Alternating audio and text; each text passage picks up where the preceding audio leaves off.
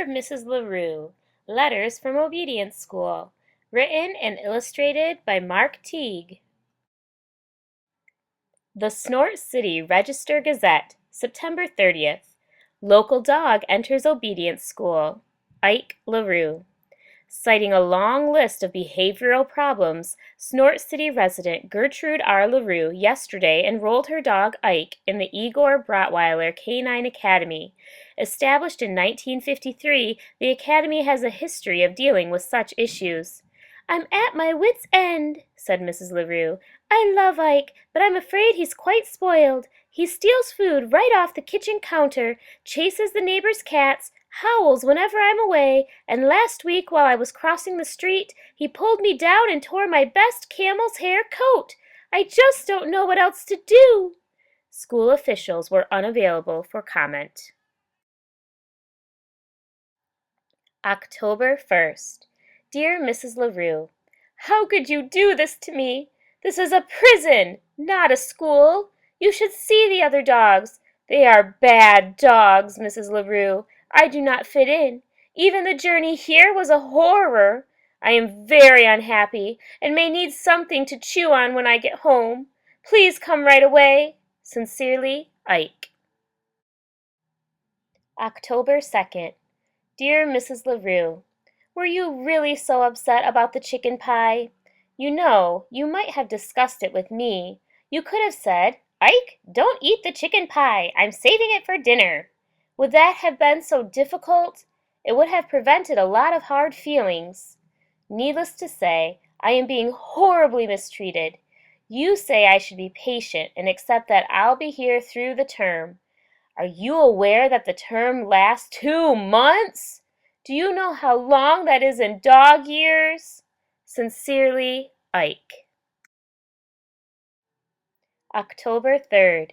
Dear Mrs. LaRue, I'd like to clear up some misconceptions about the Hibbins' cats. First, they are hardly the little angels Mrs. Hibbins makes them out to be. Second, how should I know what they were doing out on the fire escape in the middle of January? They were being a bit melodramatic, don't you think, the way they cried and refused to come down? It's hard to believe they were really sick for 3 whole days, but you know cats. Your dog, Ike. October 4th. Dear Mrs. LaRue, you should see what goes on around here. The way my warden, Miss Klondike, barks orders is shocking. Day after day I'm forced to perform the most meaningless tasks. Today it was sit and roll over all day long. I flatly refuse to roll over. It's ridiculous. I won't do it. Of course I was severely punished. And another thing. Who will help you cross the street while I'm away? You know you have a bad habit of not looking both ways. Think of all the times I've saved you. Well, there was that one time anyway. I must say you weren't very grateful, complaining on and on about the tiny rip in your ratty old coat. But the point is, you need me. Yours, Ike. October 5th. Dear Mrs. LaRue, the guards here are all caught up in this good dog, bad dog thing. I hear it constantly. Good dog, Ike. Don't be a bad dog, Ike. Is it really so good to sit still like a lummox all day? Nevertheless, I refuse to be broken. Miss Klondike has taken my typewriter. She claims it disturbs the other dogs. Does anybody care that the other dogs disturb me?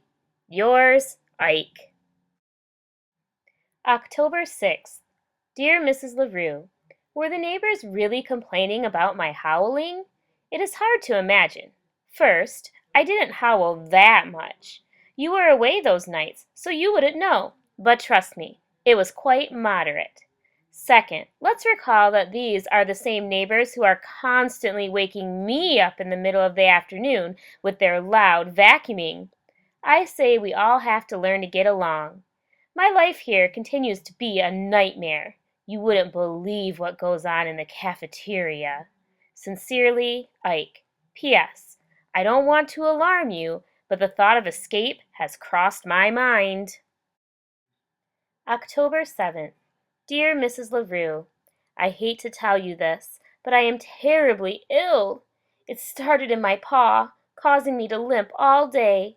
Later I felt queasy, so that I could barely eat dinner, except for the yummy gravy. Then I began to moan and howl. Finally, I had to be taken to the vet. Dr. Wilfrey claims that he can't find anything wrong with me, but I am certain I have an awful disease. I must come home at once. Honestly yours, Ike. October 8th. Dear Mrs. LaRue, thank you for the lovely get well card. Still, I'm a little surprised that you didn't come get me. I know what Dr. Wilfrey says, but is it really wise to take risks with one's health? I could have a relapse, you know. With fall here, I think about all the fine times we used to have in the park. Remember how sometimes you would bring along a tennis ball? You would throw it and I would retrieve it every time. Except for once when it landed in something nasty and I brought you back a stick instead. Ah, how I miss those days. Yours truly, Ike. P.S. Imagine how awful it is for me to be stuck inside my tiny cell.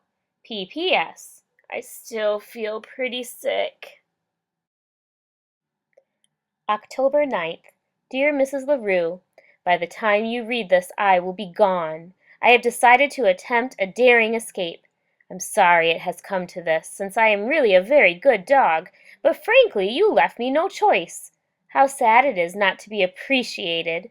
From now on I'll wander from town to town without a home, or even any dog food most likely. Such is the life of a desperate outlaw. I will try to write to you from time to time as I carry on with my life of hardship and danger. Your lonely fugitive, Ike.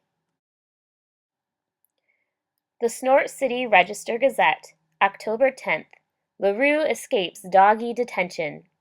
Former Snort City resident Ike LaRue escaped last night from the dormitory at the Igor Brotweiler Canine Academy. The dog is described as toothy by local police. His current whereabouts are unknown. To be honest, I thought he was bluffing when he told me he was planning to escape, said a visibly upset Gertrude R. LaRue, the dog's owner. Ike tends to be a bit melodramatic, you know. Now I can only pray that he'll come back. Asked if she would return Ike to Brotweiler Academy, Mrs. LaRue said that she would have to wait and see. He's a good dog, basically, but he can be difficult. October 11th. Somewhere in America. Dear Mrs. LaRue, I continue to suffer horribly as I roam this barren wasteland. Who knows where my wanderings will take me now? Hopefully to some place with yummy food. Remember the special treats you used to make for me? I miss them. I miss our nice, comfy apartment. But mostly, I miss you. Your sad dog, Ike. P.S. I even miss the Hibbinsons' cats, in a way.